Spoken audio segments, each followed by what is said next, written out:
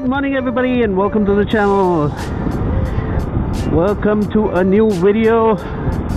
It has been a minute, but I am back to making videos, and today I have a very important video for you guys. All over India, in most of the metro cities and even in non-metro cities, in tier 2 capital cities, like I'm in Raipur right now, there are quite a few riding groups, and there's quite a few group riding that happens. But then what I have noticed is that in a lot of these cases, people are not entirely sure as to how they are supposed to ride when they are in a group. There's very little knowledge about group riding etiquettes and what sort of rules you're supposed to follow, what sort of hand signals you're supposed to give when you're riding in a group. So that is something which is not very clear. So to solve all that, I wanted to make one video that will be a definitive guide to group riding. So here we go. So first off, let's start with why we ride in a group, right? We ride in a group because it's exciting. There's a lot of camaraderie. When there's a lot of dudes who get together, there's a lot of fun, banter, and friendships that kind of bloom. And these friendships go on for a lifetime, right? If the cards are played properly. So that's the reason why you ride in a group. But then with all that said, there's a lot of risks that are involved when you ride in a group, because you can't entirely trust who is riding right behind you. You want them to know the etiquettes, and at the same time you need to be expert enough to make sure that you can tell the people what the etiquettes are. So here we go. So first things first is the formations. You need to know what type of formations that can be there in a group ride. The first one is a staggered formation. So in a staggered formation, what happens is you are riding in 2 rows, right? The whole convoy is riding in 2 rows, but it's not side by side. So the first rider or the lead rider is on the left side of the left lane, okay? And the next rider who is following the lead is going to be on the right side behind the lead rider, and then alternatingly people are going to be on the left, on the right, on the left, on the right. So this is called a staggered formation. What are the advantages of this particular formation? It basically gives you room to follow your lead rider or whoever is riding in front of you with a safe distance, right? And you have greater visibility of what is happening in front of you, because when you ride back to back in a single file, which is one of the formations, what happens is you have visibility of only until the next rider. You don't have the visibility beyond that. You can't anticipate what's happening there, but you're totally reliant on the rider in front of you. But in the staggered formation, you have more visibility of the road. So when are you supposed to use the staggered formation? This is supposed to be used when you're on open highways and there's not much traffic. So let's say you're doing, you're going on an expressway or on a highway that has very sparse traffic, then the staggered formation can be used, and you'll be occupying the left lane of a 4-lane or a 2-lane highway, right? So if there are 2 lanes on one side, you are occupying the left lane, and that is when you're supposed to use this particular formation. Now the next formation is single file. Single file, by the name you know that it's going to be one line. Yeah, all the riders are going to ride in one single line, and that's basically it. And obviously the lead rider is going to be the person, and most of the time it is better to ride on the right side of the lane. So you can basically make sure that you avoid any kind of surprises from either the right side of the highway or from the left side of the lane. So riding on the right side is better. Now, what are the advantages of a single file? Now, this basically maximizes the kind of space that you can have, like and it can be used when you're either riding on roads that are two-way. You have one road division lines in between and the other side is opposite flowing traffic. You can use it in these roads, and you can use this in hills and winding roads, right? So in case your convoy is heading to the hills, then when you get to the curvies, it is better to use the single file. Alright, the third formation is side by side. This is when you're either 3 or 4 riders, or you're riding one side by side of each other. This is basically the most impractical formation, but it's still a formation. It's not good for safety. It's not, but you can still do it. I mean, you can still ride side by side, but it is mostly, or rather, I wouldn't recommend it. Nobody recommends it. Cool. So next, let's get to the rules and the etiquettes of group riding. Now, the basic thing when it comes to group riding is the roles that are assigned to the leader and the sweeper, right? The sweep, usually they're called tails. You can call them anything, right? So the lead rider, like the name suggests, is the one who is going to be in the lead. The lead rider is the one who decides the pace of the group, and he is going to be the one who is going to be in the front of the convoy. And the sweep rider is somebody who is at the back of the convoy. He's the last person in the convoy. He is responsible to make sure that everybody is with the group, no one gets left behind. He is responsible of communicating with the rest of the group in case there is any kind of a breakdown in the middle of the convoy, etc., etc. So he is kind of your caretaker of the group.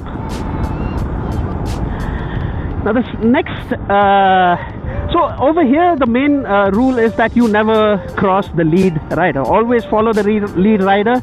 Always make sure that your speed is maintained with respect to the lead rider and you're not doing random shit on your own. The next thing is lane discipline and position discipline. So if you're holding the left lane, if the convoy is on the left lane, as much as possible try not to change your lanes. Only if under unavoidable circumstances you should be changing your lane. If not, lane changes should not be done. And at the same time, you're never supposed to cross or overtake any rider in the convoy. When the convoy starts, whatever position you start with should be the position you end with. You should not be overtaking your convoy mates or the lead rider. Cool. The next and a very important rule, and this, if this rule is not followed, and this rule not following this rule is the reason for most of the rear-ending accidents that happen in group rides, is the speed and the distance. As a rule of thumb, you should always maintain a 2-second distance from the rider in front of you. Now people might think 2 seconds can be at any speed. No, you have to regulate your speed based on the speed of the person riding in front of you, and make sure that there is at least 2-second distance. What does this 2-second distance mean? So it is 2 seconds for staggered formation and 3 seconds for single file. Okay, so what does 2 seconds mean? Let's say you're doing 70 kilometers per hour. Okay, what that means is, or rather, let's say you're doing 70 to 80 kilometers per hour. 2 seconds means 45 meters distance between you and the rider riding in front of you. So 45 meters is, I mean, when you say 45 meters, it sounds very small, but then 45 meters is a significant distance. And the reason why we are saying this is on an average, the stopping distance of a motorcycle going at 70 kilometers per hour is about 40 meters. So it's going to take you at least half a second to react to whatever is happening in front of you, and then about 40 meters, which is 2 seconds for your bike to come from 70 kmph to 0 kmph. Now you might say, oh, you don't need to come to a full stop, you can swerve. But then imagine you're riding in a group of 10 motorcycles and you are on the left lane. Oh, you're the first guy does some sudden braking, the second guy swerves and goes and stops next to him, the third guy also has a space. What about the people behind them? Like the third or the fourth guy is obviously going to rear end if they are not maintaining good distance between the two bikes. That's the reason why I am saying at least have 45 meters distance. When you're doing 100, 120, increase this distance. Make that distance between two bikes to 60 or 80 meters just to be on the safe side. And you know, riding a motorcycle in a group and making these calculations is all probability, right? 99 and 100 times nothing is going to happen if you're just tailgating somebody in front of you. But that 100th time where the accident happens is the one that matters, right? You want to avoid that at all circumstances. So you want to make sure that you're following rules so that you can ensure your safety at the max. You want the probability of an accident to tend to zero. The probability of an accident is never zero. You want it to tend to zero. You know, you want it to be approaching zero. So you take all steps and measures to make sure that it is tending to zero. Cool. The next is passing. Let's say you're in the convoy and so let's say you're in a convoy and you have to pass traffic. Now ideally the lead would kind of decide how the passing is going to happen, whether the passing is feasible or not. He has to decide based on the number of people in the convoy. But then in general, just maintain passing has to be done one vehicle at a time. So one vehicle from the convoy passes, the vehicle behind him waits.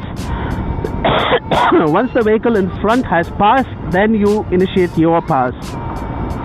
That's basically what you need to do. Never overtake the lead rider. You see, you might see that, oh, the lead rider is taking it easy, he's waiting to pass a particular vehicle, but then you're already at like 60 kmph and you just overtake. Don't do that. I've seen that happening, but ideally that should not be happening. The next thing is stops and regrouping. Ideally, all the stops have to be pre-decided. The group has to stand in a huddle and decide where they are going to stop, when they are going to stop, after how much distance they are going to stop. In case somebody gets left behind, or there is some breakdown, or there is some kind of you get left behind at a signal, then the convoy should keep going ahead to the next pre-decided stop, and the people behind can just catch up to the convoy, rather than you abruptly stopping at the side of the road and then everybody has to stop at the side of the road. You're creating a nuisance and you're troubling the people who are driving or riding alongside with you on the road. So that is something that you should not be doing. And the final rule that you should be following is do not fall for peer pressure. Like, ride at your own pace. Do not fall for peer pressure. Do not get out of your comfort zone and try to keep up with the group. If you are somebody who is comfortable at 90 kmph, but then the group is like, oh no, we're going to do 130, 140, it's okay. Just keep your own pace. Don't put yourself in a stressed situation just because the group is doing stupid shit. Ideally, 140 kmph in a convoy is only when you're riding on a expressway. On Indian highways, you're not supposed to be doing those speeds when you're in a convoy. The last bit and another very important aspect of group riding is the hand signals and communication. One main rule before we get into any other hand signals is your right hand never comes off the handle, right? So your brakes should always be priority. You're not going to do any hand signals with your right hand. Right hand never comes off the handle. I am repeating, the right hand never comes off the handle. Now, so the basic signals, right? Right turn and left turns. So for a left turn, what you do is you basically hold out your left hand straight out, and you're basically telling the rider behind you that you're taking a left turn. So the left hand is held out straight left. For a right turn, the signal is again done with your left hand. What you're going to do now is hold your left hand out, but then it's at a 90 degrees angle at your elbow. So that means that you're taking a right turn. Your hand has to be 90 degrees. Cool. So the next one is formation changes. Now this is initiated by the lead. All the hand signals are basically supposed to be initiated by the leads. Every turn, every formation change, it is initiated by the lead rider. So for a staggered formation, the signal is to raise your hand up in the air, straight up, and you're holding your fingers in a V formation. So when you're doing this, you're saying that you're going to do staggered formation. This is what your fingers would look like. You raise it up high in the air. The signal for single file is you do this with your hand, with your fingers, and you again rise it up high in the air. Your hands are raised up high in the air and you're saying 1. Cool. Next is a speeding up and slowing down. So for speed up, your left hand is extended outwards, palm facing upwards, and you wave upwards. So you do, basically you're doing this, but your hand is extended out and you're saying speed up. And for slowing down, it's the opposite. Your palm is facing downwards and you're waving downwards and you're saying slow down, right? So slow down. Most of the people confuse slow down signal for a left turn, but just make sure that you're familiarizing with these hand signals well before you go for a group ride. Next, an important thing of group riding is indicating hazards to the riders riding behind you. So you would basically use on your left side, let's say there's a pothole or there's an animal on the road, you will point with it with your left hand or left foot. So you put your foot out and you point at the hazard, or you use your left hand to signal at a left hazard on the road on the left side.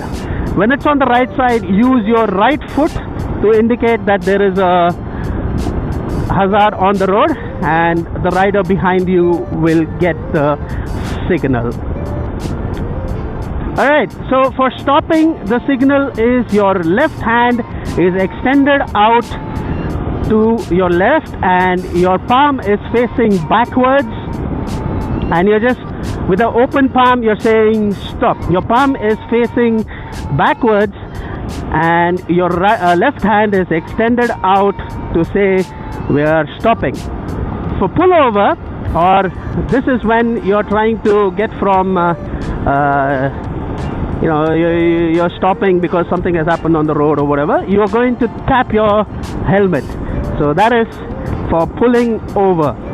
To start your engines, let's go, it's go time. How you indicate that is your hand is extended upwards and your finger is pointing up and you have a circular motion. That is for start engines, and it is go time. Let's go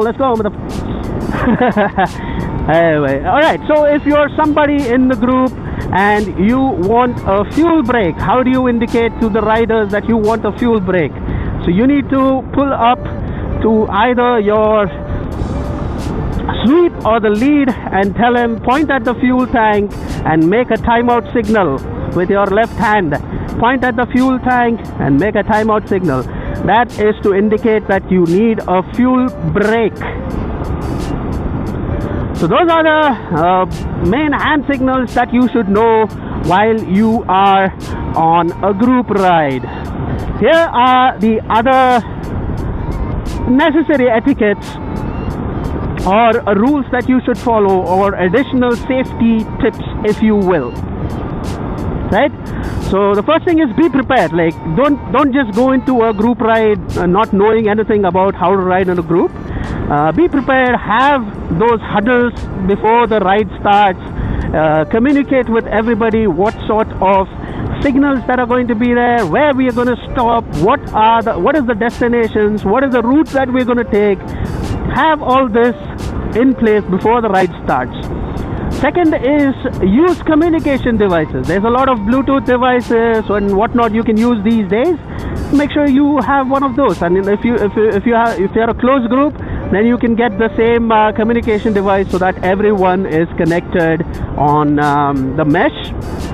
This is not necessary, or rather this is not mandatory, but it is optional. It is a good thing to have. Next is ride predictably. Don't be an erratic rider. Don't do like stunts and shit when you are riding in a group. Ride predictably. The person in front of you should be comfortable that the person behind me is not going to come and rear end me out of ignorance. So be predictable. Don't make sudden overtakes. Don't make sudden speed ups, sudden speed downs. That is something you should not be doing. Next is respect the group's pace. You might be somebody who likes to ride fast or whatever, but then when you're in a group, go with the group. That's the whole point of riding with a group. It's not just speeding and showing others that, oh, look at me, look at how fast I'm going, look at how dangerous I'm riding, look at the size of my balls and whatnot. Don't do that. And at the same time, respect the other person's weaknesses. In a group, there might be riders with different skill levels. Somebody might not be comfortable doing very high speeds. Somebody might be getting tired. Someone might be diabetic. He needs to take a piss every half an hour, 1 hour. Just respect all those nuances when in a group. And watch for the last thing. Watch for fatigue. See if any rider is visibly tired. They are slouching on the bike and they are not sitting in a comfortable position. They are not able to concentrate. Respect that and take breaks. So to conclude, just make sure that when you're going in group rides, you are responsible for your safety and the safety of the other people in your group. Just make sure that you're not doing things which put others at risk. People in your group and people outside of the group, all of them should get back home safely. That was the video, guys. Do let me know in the comments if you disagree with something, if you want to add something. Comments are always welcome. Negative comments, for sure, even more. I mean, I like those. I like disagreements, because that is when you can have constructive feedback given to the creator, and at the same time you can learn a thing or two. So that's it for this video. Thank you for watching. If you learned something, do leave a subscribe, do leave a like, and share this video with your other friends. Share this with that guy who is the most notorious group rider in your group. Tell him to watch this video and rein it in. Group riding is all about teamwork, guys. It's all about teamwork. There is no individuality in group rides. You cannot do whatever the fuck you want when you're on group ride. That's it for this one. Stay safe, ride safe. Until the next one, salty out, motherfuckers.